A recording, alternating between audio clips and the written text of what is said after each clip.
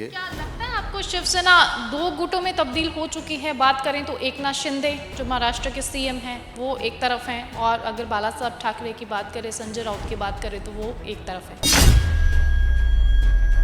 नहीं, इसमें दो राय नहीं है कि वो इस समय जो है भारतीय जनता पार्टी के इशारे पे बगावत करके और शिवसेना की पीठ में छुरा भोंकने का काम किया है। कि जिसके जिसके ऊपर ईडी का दार था, प्रताप सरनाईक को लीजिए, भावना गवली को लीजिए, एकनाथ शिंदे को लीजिए, और सारे जितने भी हैं, सबके यहाँ पहले नोटिस पहुँच चुकी है। तो संजय राउत पर भी तो घोटाले का केस चल रहा है। ईडी उनके घर में छापेमारी कर रही है, दफ्तरों में छापेमारी कर रही है। सुबह 4 बजे रेड की उन्होंने, वो क्यों नहीं गए भाजपा में? उन पर भी तो केस था। संजय राउत की बात करें तो उनके घर से उसी टाइम 11 लाख रुपए की जो नकद राशि थी वो वहां पर बरामद की गई। उसके बारे में क्या कहेंगे आप? वो ब्लैक मनी थी। सब चीज़ों के पीछे भारतीय जनता पार्टी का हाथ है। भारतीय जनता पार्टी को पच ही नहीं रहा था कि उद्धव साहब मुख्यमंत्री हों, कि उन्होंने कितने शौचालय बनाए और उसमें कितने कारगर हैं, और कितने गैस के सिलेंडर और कनेक्शन उन्होंने फ्री दिया, वो कितने कारगर हैं। किसी के घर में सिलेंडर में भराने के लिए पैसे ही नहीं है 1000 रुपया। मीडिया के माध्यम से और जो है अपने भाषणों के माध्यम से इतना ज़्यादा उसका शोर शराबा कर देते हैं कि ऐसा लगता है कि जो कुछ भी कर रही है सब भाजपा सब अच्छा ही अच्छा कर रही है। लेकिन जहाँ रोजगार की बात आती है, जहाँ महंगाई की बात आती है, उसमें कोई बातचीत नहीं होती। शिवसेना नेता सुधीर सूरी की कुछ दिन पहले ही हत्या की गई, सरेआम गोलियां मारकर। गनमैन जो है वो साथ में खड़े रहे, लेकिन कोई भी उस पर गोलियां नहीं चलाई गई। क्या कहेंगे आप इसके बारे में? क्या गनमैन सिर्फ शो ऑफ के लिए हैं? आपको गनमैन मिल रहे, गार्ड मिल रहे, इनका कोई फायदा है? अगर उनको एलओई नहीं है, उनको परमिशन ही नहीं है गन यूज करने की, गोली चलाने की, तो फिर फायदा क्या है आपको गनमैन रखने का? नमस्कार, आप देख रहे हैं एएमआई न्यूज, आपकी आवाज, और मैं हूं आपके साथ महक रंधावा। आज हमारे साथ जुड़े हैं शिवसेना राष्ट्रीय संगठन के मंत्री श्री अशोक तिवारी। हम उनसे कई मुद्दों पर विचार विमर्श करेंगे। हमारे साथ मौजूद हैं। बहुत बहुत स्वागत है अशोक जी आपका हमारे स्टूडियो में। बहुत बहुत धन्यवाद आपका कि आज आपके यहाँ आने का और आपसे बात करने का मौका मिला है। मैं चंडीगढ़ से शुरू किया हूँ, हिमाचल भी गया था, आज आपके इस पठानकोट में आने का अवसर मिला। बहुत बहुत शुक्रिया। अभी कैसे चल रहे हैं हाल महाराष्ट्र के? देखिए, महाराष्ट्र में शिवसेना जो है और शिवसेना के पक्ष प्रमुख माननीय उद्धव जी ठाकरे के सिवाय शिवसेना का नाम ही लेना जो है वो बेनामी हो जाता है। कल भी शिवसेना बाला साहब के विचारों पे चलती थी, आज भी उनके विचारों और उनके परिवार के विचारों पे चल रही है। क्या लगता है आपको शिवसेना दो गुटों में तब्दील हो चुकी है? बात करें तो एकनाथ शिंदे जो महाराष्ट्र के सीएम हैं वो एक तरफ हैं, और अगर बाला साहब ठाकरे की बात करें, संजय राउत की बात करें तो वो एक तरफ है। ये कहना दोहराए तो नहीं? नहीं, इसमें दो राय नहीं है कि वो इस समय जो है भारतीय जनता पार्टी के इशारे पे बगावत करके और शिवसेना की पीठ में छुरा भोंकने का काम किया है। लेकिन उनके साथ सिर्फ विधायक गए या वो लोग गए जिनको ईडी का या सीबीआई का डर सता रहा था, या जिनको पैसे की लालच, मंत्री पद का लालच गया। आम शिव सैनिक कल भी जो है उद्धव साहब के साथ था, आज भी है। आम शिव लोगों ने बहुत सपोर्ट की, महाराष्ट्र के लोग बहुत समर्थन देते नजर आए एकनाथ शिंदे को। कह रहे हैं एकनाथ शिंदे जैसा सीएम होना चाहिए, तभी कुछ विकास हो पाएगा, तभी महाराष्ट्र का कुछ विकास हो पाएगा। लोगों ने भी सपोर्ट किया, 40 से ज़्यादा विधायक चले गए, सांसद चले गए।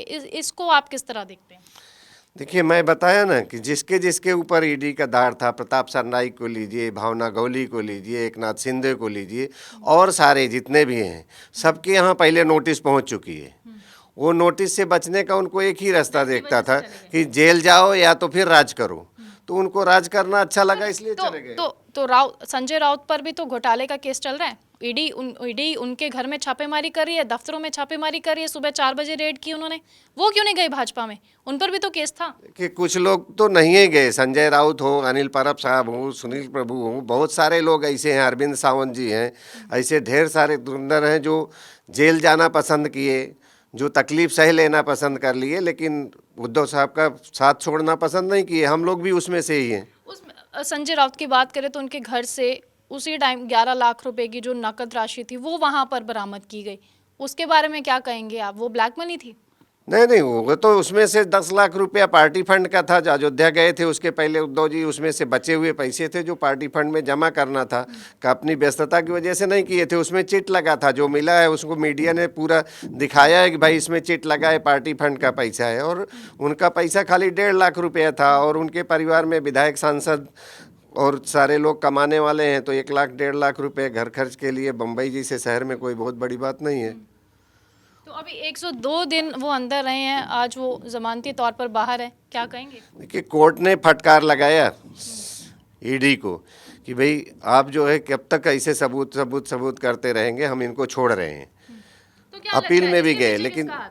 इसके पीछे किसका हाथ? सब चीज़ों के पीछे भारतीय जनता पार्टी का हाथ है। भारतीय जनता पार्टी को पच ही नहीं रहा था कि उद्धव साहब मुख्यमंत्री हों, और वो जो है इसमें जो है कांग्रेस और राष्ट्रवादी के साथ अपनी सत्ता स्थापित करें। तो रहे नहीं है मुख्यमंत्री। कि जबकि उसके पहले वहाँ देवेंद्र फडणवीस जी रात को 5 बजे जो है राष्ट्रवादी के साथ में सरकार बनाया, तो उनको परहेज नहीं था। लेकिन उद्धव जी का जो होना उनको पच नहीं रहा था, इसलिए उन्होंने ये सारी चालें अच्छा, चली। एक ही मोमेंट पे पहले था कि देवेंद्र फडणवीस बनेंगे मुख्यमंत्री, और एक ही टाइम में ये चेंज होगी सिचुएशन कि एकनाथ शिंदे को घोषित कर दिया गया मुख्यमंत्री। देखिए, भाजपा की चाल तो इसी से मालूम पड़ती है ना। 2.5 साल के लिए नहीं दिया उद्धव जी को। अगर 2.5 साल पहले वही उद्धव जी को दे दिया होता तो उद्धव जी नहीं होते, उस समय भी एकनाथ शिंदे ही होते, क्योंकि उद्धव जी को मुख्यमंत्री बनने में कोई वो नहीं था। ये जो पार्टियों का महाविकास अघाड़ी का जो शर्त हुई कि आप अगर मुख्यमंत्री बनेंगे तभी मैं सपोर्ट करूंगा, उस मजबूरी में उद्धव जी को बनना पड़ा। और वही चीज़ें अगर वो 2.5 साल पहले दिए होते तो देवेंद्र फडणवीस जी खुद मुख्यमंत्री होते 2.5 साल पूरा होने के बाद में। तो ये उनकी चाल तो नाकाम हुई। और अभी भी उन्होंने इसलिए, चूंकि मैटर सब कोर्ट में है और उनको ये डर सता रहा है कि अगर 16 विधायक जो है नॉमिनेट नहीं हुए हमारे, और उनको जो है वो हो गए, तो उनका निश्चित तौर पे जो है फिर से सरकार गिरेगी। इसलिए सरकार भाजपा की गिरी है ना, या शिंदे की गिरी है। आप बड़े दावे से बोल रहे हैं सरकार फिर से गिरेगी, मतलब अगर कोर्ट ने जो 16 विधायकों को हमारे जो वहाँ पे उस समय वहाँ पे विधानसभा से उनको जो है निलंबित किया गया था, अगर उनको कोर्ट मान लेती है और उनकी सदस्यता रद्द हो जाती है, तो सरकार अल्पमत में ऑटोमेटिक आ जाएगी और सरकार गिर जाएगी।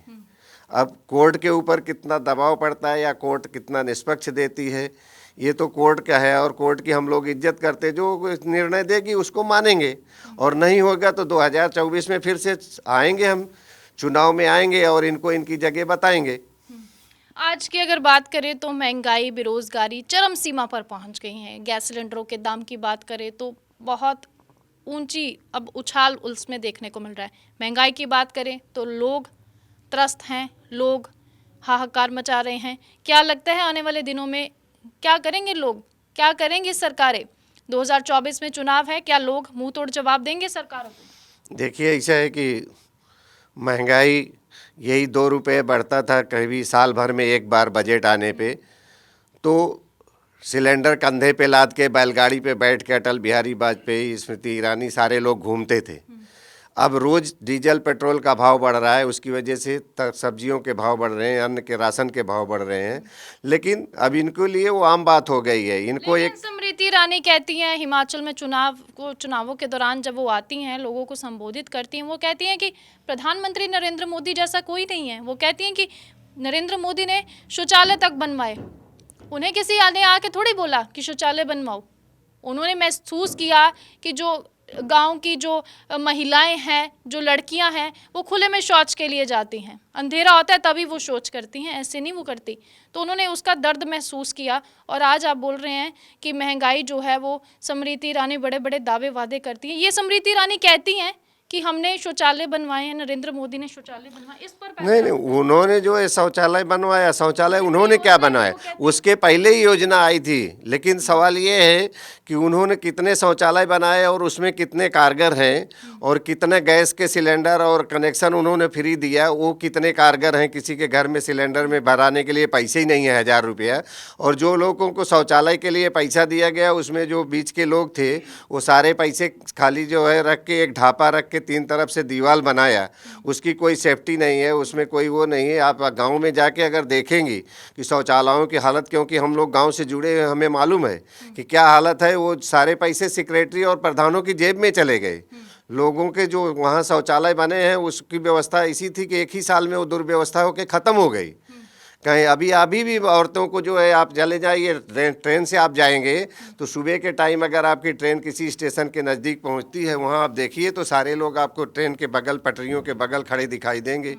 ये उनका वो है। लेकिन अभी क्या है, सारे लोग जो भाजपा के लोग हैं वो मीडिया के माध्यम से और जो है अपने भाषणों के माध्यम से इतना ज़्यादा उसका शोर शराबा कर देते हैं कि ऐसा लगता है कि जो कुछ भी कर रही है सब भाजपा सब अच्छा ही अच्छा कर रही है। लेकिन जहाँ रोजगार की बात आती है, जहाँ महंगाई की बात आती है, उस पर कोई बातचीत नहीं होती है। पंजाब में लॉ एंड ऑर्डर की स्थिति को देखा जाए तो बेहद खराब है। आना नहीं चाहिए, भगवान न करे वो दौर वापस आए। लेकिन अगर वैसा दौर आए तो उससे पहले केंद्र सरकार को चाहिए कि पंजाब में राष्ट्रपति शासन लगा के सत्ता अपने हाथ में ले ले और यहाँ पर जो है पूरी तरह से लोकतंत्र को बहाल करे।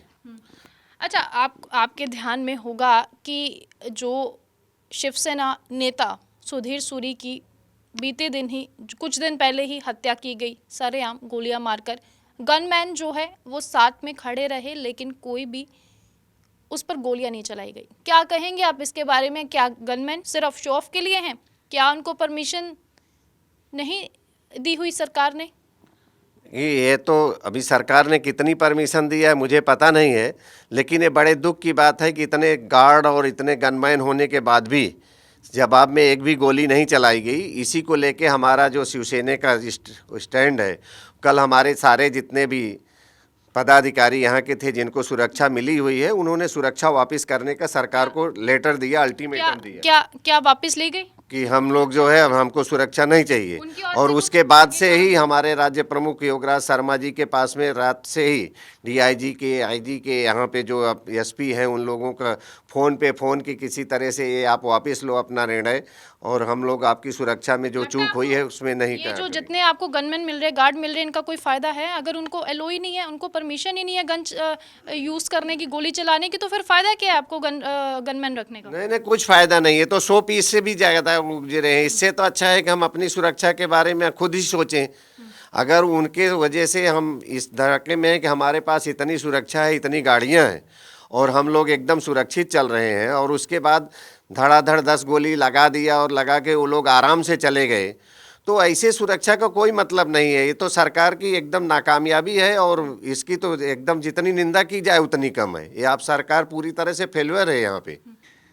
ये हमारे लोगों का दुर्भाग्य है कि पंजाब जैसा प्रांत जो सबसे एक तरह से कृषि के मामले में बोलो, रोजगार के बारे में, उद्योग के मामले में, यहाँ पर उत्तर प्रदेश बिहार से भी लोग आके नौकरी चाकरी करते थे। सीएम कहते हैं कि पंजाब में ज़्यादा नहीं है, बिहार में ज़्यादा है। आप बताएं, बिहार में ज़्यादा है या पंजाब में ज़्यादा है? नहीं, आतंकवाद इस समय पंजाब में ज़्यादा है। बिहार में तो, बिहार का ऐसा है कि बिहार में भूखमरी थी, भूखमरी की वजह से आतंकवाद होता था, चोरी चमारी लूटपाट होता था। यहाँ तो सरेआम जो है नशे का, बलात्कार का जो है सरेआम, खालिस्तान के गैंगवार हो रहा है, जो भी चाहिए वो हो रहा है। यहाँ कोई करता धरता है ही नहीं यहाँ पे। क्या आपकी सरकार पंजाब में बनने के बाद ज़्यादा गैंगवार देखने को मिल रहा है, ज़्यादा गुंडागर्दी देखने को मिल रहा है? क्योंकि अगर पिछले 20 सालों का रिकॉर्ड खंगाला जाए तो उससे तो काफ़ी कम था। नहीं, निश्चित तौर पे आपकी सरकार जब से आई है तब से सारी चीज़ खुलेआम हो गई है। पहले लोगों के अंदर थोड़ा डर था, सरकार का डर था, सिक्योरिटी का डर था। कहीं विरोधी पार्टियां तो नहीं ये सब करवा रही? विरोधी पार्टियां कराने का मतलब अभी ये उसमें तो मैं नहीं जा सकता, वो जांच की एजेंसियों की बात है, मैं नहीं बोल सकता कि कौन करवा रहा है। लेकिन जो भी हो रहा है दुर्भाग्यपूर्ण है और इसमें जो है केंद्र सरकार और राज्य सरकार दोनों को जो है कटघरे में खड़ा किया जा सकता है। तो अभी एकनाथ शिंदे का है कुछ कि वो शिवसेना एक ही रखेंगे या फिर वो अलग से हो जाएंगे? देखिए, अभी जो हमारे शिवसेना में हमारे यहाँ से जो बाहर चला जाता है उसको वापस एंट्री नहीं मिलती है। अभी शिंदे साहब को भाजपा में ही जाना है। भाजपा वो गए, अभी वो गए हमारे यहाँ से गए, अभी उनको शिवसेना में फूट पड़ गया।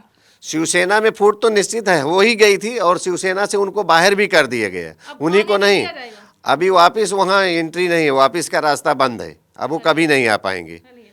जी बहुत बहुत धन्यवाद। बहुत बहुत शुक्रिया आपका हमारे साथ जुड़ने के लिए। जी धन्यवाद। तो ये थे शिवसेना के राष्ट्रीय संगठन मंत्री श्री अशोक तिवारी, जिन्होंने खुलकर हर एक मुद्दे पर बयानबाजी की है और इसी तरह आप हमारे साथ जुड़े रहें, देखते रहें AMI न्यूज़। मैं हूं आपके साथ महक रंधावा। दीजिए मुझे इजाज़त। नमस्कार। हिमाचल में चुनावों की बेहतरीन कवरेज के बाद अब पंजाब और जम्मू कश्मीर में आ रहे हैं हम। आपकी उम्मीदों पर खरा उतरने की कोशिश करेंगे हम। आपकी आवाज को प्रशासन तक पहुंचाएंगे हम। किसी भी समस्या या परेशानी के लिए नीचे दिए गए नंबर पर संपर्क करें। हम हैं AMI न्यूज़, आपकी आवाज। आपकी आवाज